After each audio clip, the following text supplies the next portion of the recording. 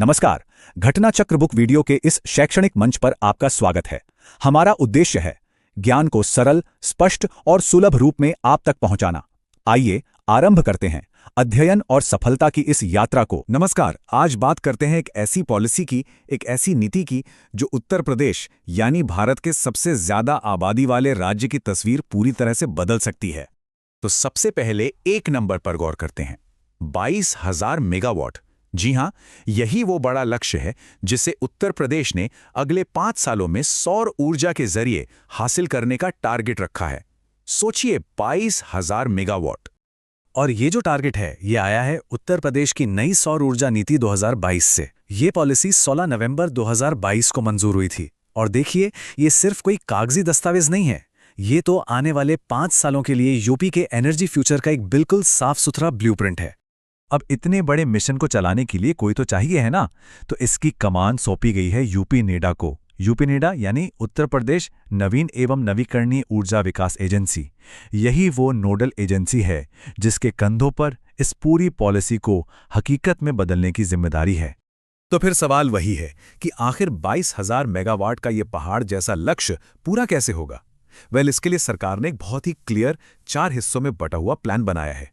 चलिए इस प्लान को समझते हैं। सबसे बड़ा चंक मतलब 14,000 मेगावाट वो आएगा बड़े बड़े सोलर पार्कों से। इसके बाद नंबर आता है रूफटॉप सोलर का, जिसमें से 4,500 मेगावाट घरों की छतों से और 1,500 मेगावाट कमर्शियल बिल्डिंग्स मतलब दुकानों दफ्तरों की छतों से आएगा। और बचा हुआ 2,000 मेगावाट वो आएगा पीएम कुसुम योजना के तहत, जो खासकर किसानों की मदद के लिए है। अब देखिए, सरकार अकेले तो ये सब कर नहीं सकती।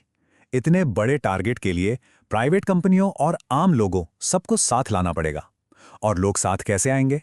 जब उन्हें मिलेंगे कुछ मजबूत इंसेंटिव्स यानी प्रोत्साहन।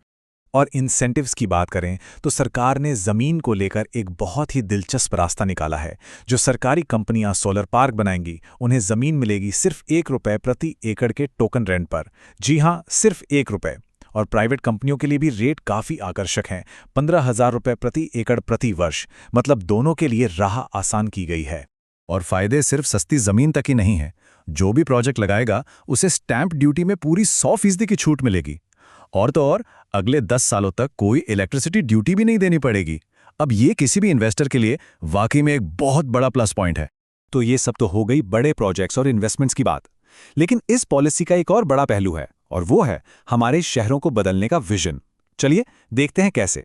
इस विजन का सबसे बड़ा हाईलाइट है अयोध्या शहर। अयोध्या को एक मॉडल सोलर सिटी की तरह डेवलप करने का प्लान है। मतलब एक ऐसा शहर जो अपनी ज्यादातर बिजली की जरूरतें सूरज की रोशनी से पूरी करेगा, एक तरह का शोकेस मॉडल।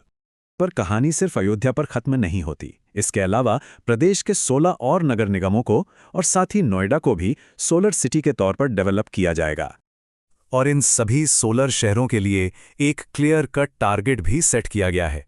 टारगेट ये है कि इन शहरों की कुल बिजली की खपत का कम से कम 10% हिस्सा वहीं पर लगे सोलर पावर प्लांट से आना चाहिए।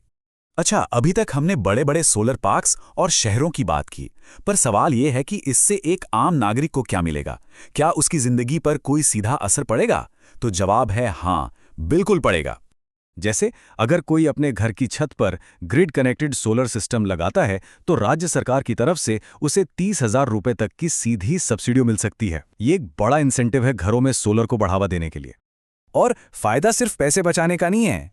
इस पॉलिसी का एक और बहुत बड़ा और जरूरी मकसद है, वो है रोजगार।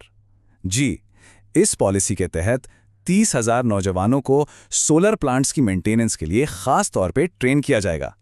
और इन ट्रेंड युवाओं को एक बड़ा अच्छा नाम भी दिया जाएगा, सूर्य मित्र। सोचिए, ये सूर्य मित्र एक तरह की ग्रीन आर्मी होंगे, एक स्किल्ड वर्कफोर्स जो पूरे राज्य में फैले इस विशाल सोलर नेटवर्क की देखरेख करेगी। तो 22,000 मेगावाट का एक बड़ा सपना, सोलर एनर्जी से चमकते शहर और 30,000 सूर्य मित्रों की एक नई फौज, ये सब मिलकर एक उम्मीद की तस्वीर तो बनाते हैं। पर असल सवाल यही है, क्या ये नीति कागजों से निकलकर सच में उत्तर प्रदेश के भविष्य को रोशन कर पाएगी?